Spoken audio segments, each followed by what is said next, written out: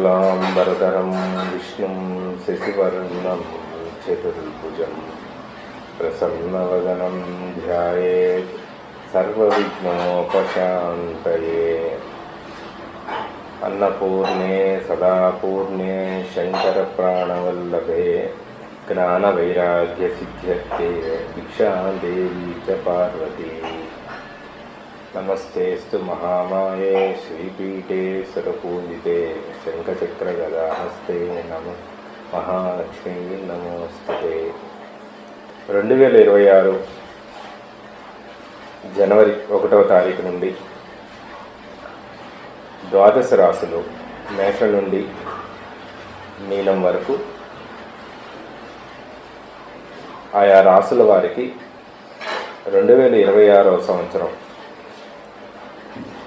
ఎలా ఉండబోతోంది, ఆయా రాశుల్లో ఏ రకమైనటువంటి ఇబ్బందులు, ఏ రకమైనటువంటి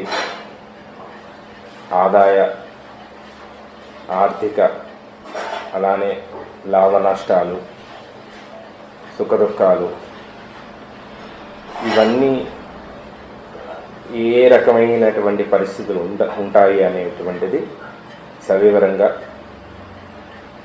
మేషాది నుంచి ద్వాదశ రాశులు ప్రత్యేకించి మేషం, వృషభం, మిథునం, కర్కాటకం, సింహం, కన్య, తుల, వృశ్చికం, ధనస్సు, మకరం, కుంభం, మీనం ఈ ద్వాదశ రాశుల్లో ఏ రాశికి ఎటువంటి ఫలితాన్ని ఈ 2026వ సంవత్సరం ఇవ్వబోతోంది, ఎలాంటి గొప్ప అదృష్టవంతులు అయ్యి ఉంటారు అనేటువంటి దాన్ని కూడా వివరంగా తెలుసుకుందాం. అయితే ప్రస్తుతం మేషరాశి నుండి మీనరాశి వరకు మన నవగ్రహాలు 2026వ సంవత్సరం నాడు ఏ ఏ స్థానాల్లో ఉన్నాయి అనే దాన్ని ముందు వివరంగా తెలుసుకోవడం ప్రధానం. దానిలో ముఖ్యంగా సూర్యుడు, కుజుడు, బుధుడు, శుక్రుడు వీరందరూ కూడా ధనుస్సు రాశిలో సంచారం జరుగుతుంది. అలానే శని మీనరాశిలో సంచారం జరుగుతోంది. గురువు వక్రగమనంలో మిథున రాశిలో సంచారం జరుగుతోంది. రాహువు, కేతువు, రాహువు ప్రస్తుతం కుంభరాశిలో, తదుపరి కేతువు సింహరాశిలో సంచారం చేస్తున్నారు.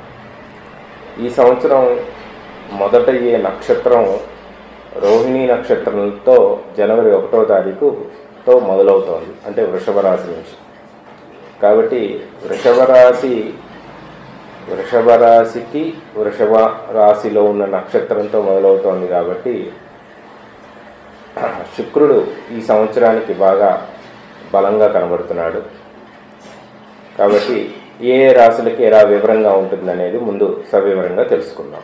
ఇక మిథున రాశి వారికి 2026 జనవరి 1 నుంచి మిథున రాశి వారికి శని దశమ స్థానంలో ఉండటం, గురువు ఈ సంవత్సరం 2వ ఇంట్లో గురువు ఉండటం వల్ల ప్రధానంగా శని భాగ్యాధిపతి దశమ స్థానంలో ఉండటం వల్ల చాలా వరకు ఈ సంవత్సరం ఉద్యోగ విషయాల్లో చాలా అనుగ్రహం బాగుంటుంది, ఆరోగ్యం చాలా బాగుంటుంది. ఆరోగ్య విషయంలో కూడా బుధుడు అష్టమ స్థానం నుండి నవమ స్థానంలోకి వెళ్ళబోతున్నాడు. కాబట్టి బుధుడు యొక్క బలం వల్ల ఆరోగ్యం చాలా బాగుంటుంది.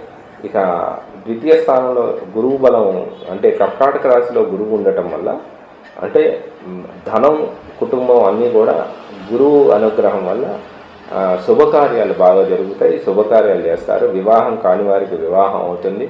వృత్తిలో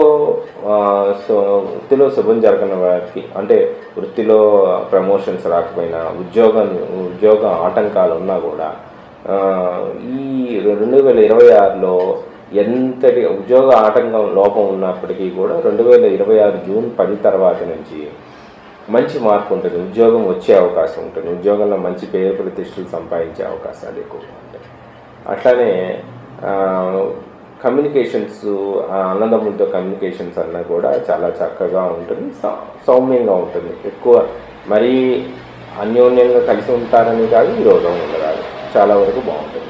ఇక చతుర్థ స్థానంలో అంటే వాహనము గృహము, ఈ వాహనము గృహము 2026 సంవత్సరం వచ్చేటప్పటికి గురుబలం ఉండేటప్పటికి చాలా వరకు వాహనాలు, కొత్త వాహనాలు కొనుక్కోని వారు కొత్త వాహనాలు కొనుక్కునే అవకాశం ఉంటుంది. గృహం కూడా ఉన్న ఇల్లు ఉన్నప్పటికీ కూడా సొంత ఇల్లు ఇంకొకటి ల్యాండ్ కానీ లేకపోతే సొంత ఇల్లు కానీ తీసుకునే వాళ్ళకి బాగా బాగుంటుంది. అట్లానే రియల్ ఎస్టేట్ వాడికి, మిథున రాశి వారికి రియల్ ఎస్టేట్ బాగా కలిసి వచ్చే అవకాశాలు చాలా ఎక్కువగా ఉంటాయి.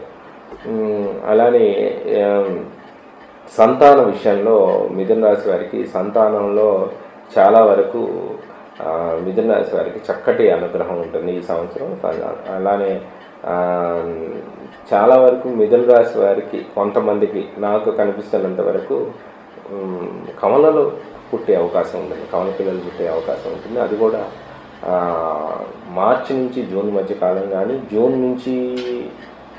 నుంచి సెప్టెంబర్ మధ్యకాలంలో కానీ, ఈ రెండింటి సమయాల్లోనే మార్చి 11 నుంచి జూన్ 10వ తారీఖు వరకు, అట్లానే జూన్ 22 నుంచి మళ్ళీ సెప్టెంబర్ 8వ తారీఖు వరకు మధ్యకాలంలో ఉన్న వాళ్ళకి, మిథున రాశి వారికి నూతన వివాహమైన వాళ్ళకి సంతాన విషయంలో ఖచ్చితంగా ఈ 2026 కమల పిల్లలు పుట్టే అవకాశం ఉంటుంది, లేదా స్త్రీ సంతానం కూడా పుట్టే అవకాశం ఉంటుంది.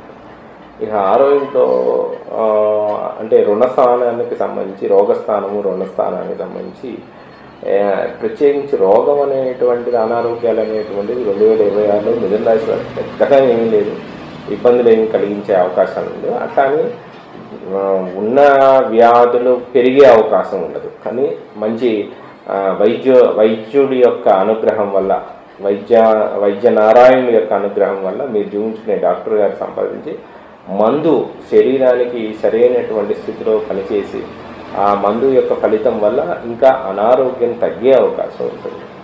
ఇక మిథున రాశి వారికి 7వ భావంలో 7వ ఇంటికి వచ్చి వివాహం సంబంధమైనటువంటి విషయంలో, వివాహం చాలా వరకు కాని వారికి అంతా కూడా మిథున రాశికి ఈ సంవత్సరంలో ఖచ్చితంగా మిథున రాశి వారికి ఉచ్చస్థానంలోకి మన గురువు గారు రావడం వల్ల చాలా వరకు మిథున రాశి వారికి వివాహం కాని వారందరూ 100% వివాహం అయ్యే యోగం 100% ఉన్నది. కాబట్టి తిరుగులేదు, వివాహం అవుతుంది. ఎందుకంటే వివాహం కాదు అనుకున్న వారికి కూడా వివాహం అయ్యే అవకాశాలు ఉంటాయి. ఒకవేళ ఏ కారణం చేతన వివాహం కాకపోయినా వారితో స్నేహపరమైనటువంటి జీవితాన్ని అయినా సంపాదించుకునే అవకాశాలు ఎక్కువగా ఉంటాయి.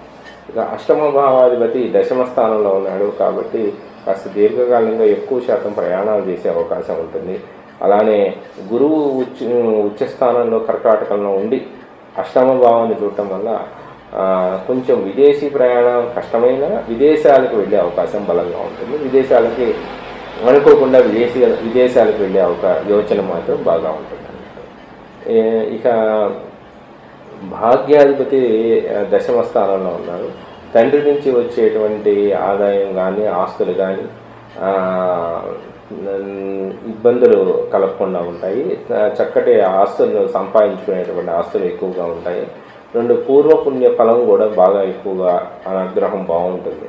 2 ఇంకొక విశేషమైనది ఏంటిదంటే 9 తండ్రికి కొద్దిగా అనారోగ్య సంబంధమైన విషయాల్లో, పెద్దవాళ్ళకి అనారోగ్యమైనటువంటి విషయాల్లో, తల్లిదండ్రులకి అనారోగ్య సంబంధమైన ఇబ్బందులు వచ్చే అవకాశం ఉంటుంది. ఒకవేళ అనారోగ్యం ఉన్నా కూడా దీర్ఘకాలంగా కొంచెం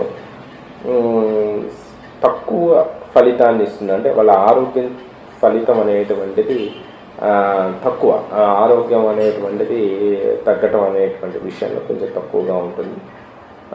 కానీ మందు పనిచేస్తూ ఉంటుంది. అనారోగ్య విషయంలో కాస్త జాగ్రత్తగా ఉండాలి.